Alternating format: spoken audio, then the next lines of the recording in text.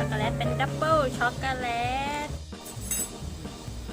ข้างนอกก็ช็อกโกแลตข้างในก็ช็อกโกแลต ไม่มีไส้นะ ข้างในไม่มีไส้อะไรเป็นช็อกโกแลต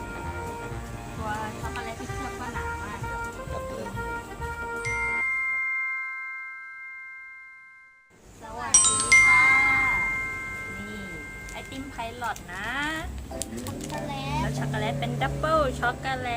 ต ข้างในก็ช็อกโกแลตข้างนอกก็ช็อกโกแลต ด้านหลังด้านหน้าเดี๋ยวเราจะแกะมาดูกัน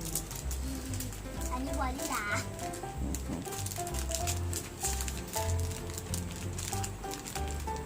สีเหลืองเหมือนกันนะเนี่ย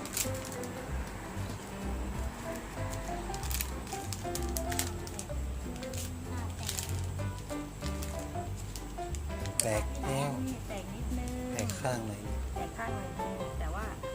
อยู่ไหน อยู่ตรงปกอยู่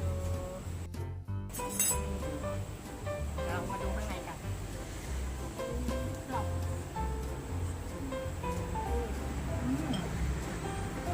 ช็อกโกแลต เป็นอย่างนี้นะเหมือนในรูปเลย ช็อกโกแลตหนาเหมือนกันนะ ไม่น่ากัดหรอก อร่อย ช็ มา อก กโกแลตเข้มข้นมากเลยอ่ะชอบ เดี๋ยวลองชิมดูที่มีน้ำข้างนอกก็ช็อกโกแลตข้างในก็ช็อกโกแลตเข้มข้นมาก เข้มข้นเย็นไฟไปหน่อย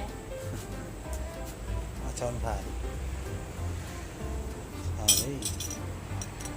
กัดช็อกโกแลตข้างในไม่มีไส้นะ ข้างในไม่มีไส้อะไรเป็นช็อกโกแลต ช็อกโกแลตไม่มีไส้